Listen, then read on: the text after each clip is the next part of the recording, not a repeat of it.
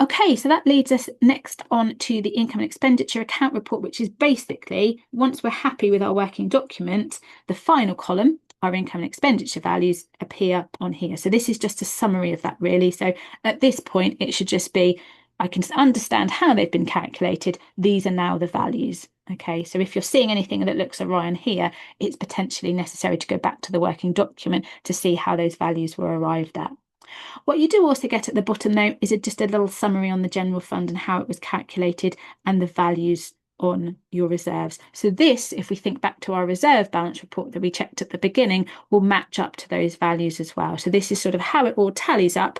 And the more reports that you produce on Scribe and you get to those final figures, you will start to see, yes, I can see how that figure appears here. That report supports this figure, and it all comes together. So you've got a full documentation of all the values that you've calculated and arrived at.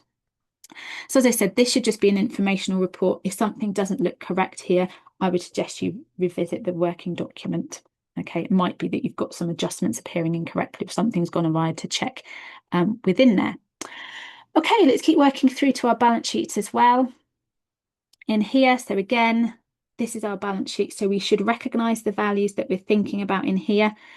Last year will appear if you've entered in your opening balances correctly. There'll be a big red message at the top if something's wrong and it doesn't reconcile. So if you've not got green calculate messages, you will see that here as an issue. Then the values that you remember from earlier, so there's our cash in hand from our bank rec. There's our VAT position that we looked at on the VAT. Here's our reserves from our reserve balance, and any adjustments appear in here. So there are my debtors, my people who hadn't paid my allotments, and creditors actually is creditors, accruals and receipts and payments as a summary in here.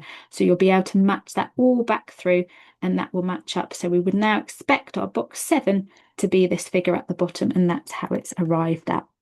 So therefore, let's go and have a look at our annual return.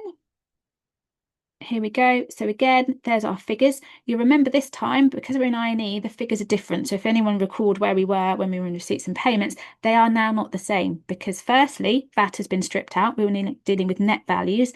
And secondly, we've got some additional values in there based on our adjustments.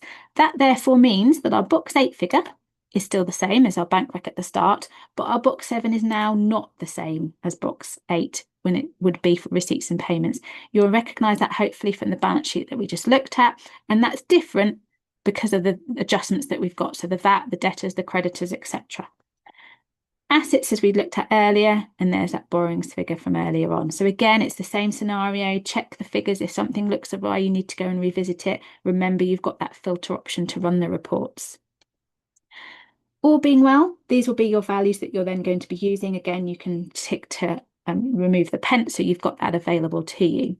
This time, if you're working in I&E, you will also, as well as the variances, I'm not going to revisit that because that's the same report that we looked at, you will also need to report the difference between 7 and 8. So as part of what you send to your external auditor, you need to provide that. So I'm just going to run that. So this is our reconciliation between box 7 and box 8. And as we said, you will need to provide this information to your external auditor to explain the difference between box 8, your bank, and box 7, your funds carried forward. And that will be as a result of your adjustments, which are listed here. And therefore, you can just take that information out and list it on the report. If you want to break it down over to the different suppliers, etc., creditors, customers, etc., you can refer to your adjustments report, which will break it down across those values. But these are the totals there. And there's our box 8 that it arrives at based on the ins and out of these adjustments for you. So you can, again, just directly take the information from here to put in your form for your auditor. So the final couple of things at the bottom here is firstly the year-end summary report. So this isn't something that the external auditor will need, but it may be something that you'd like to review. If you use the regular summary report, you hopefully recognise this, but what happens here is this is the income and expenditure version. So any adjustments that you've entered will be taken account of. So in terms of I&E, this is a nice report for the final point at the end of the financial year to give your final budget versus actuals because it's in I&E. So it's sort of information in terms of the budget, not so relevant to the year end, but a nice sort of final point in terms of where you ended up with the budget in there. Okay, because it takes account of those reserves. So the figures will be different to the main summary report appearing up here, because remember that works in receipts and payments. You can review this, but I wouldn't worry overly in terms of what we're feeding into for the year end. And then finally, we've got our trial balance. So again, we're finding some internal audits, some of the may ask for a trial balance. So we've added it in. It looks like when there's going to be some changes potentially to the way that AGAR is structured and what's required, it looks like a trial balance might be something that they'll then start to ask for. So this is something that we added a couple of years ago so that people had it in readiness as well. Again, it's just a review. You can see what's gone on. Obviously, you've got that check that the bottom value is balanced so that the ins and outs are happening as we expect. The debit side is going as we want. Again, it should just be informational, but you can provide it if anyone asks for it. Again, you can check it in here.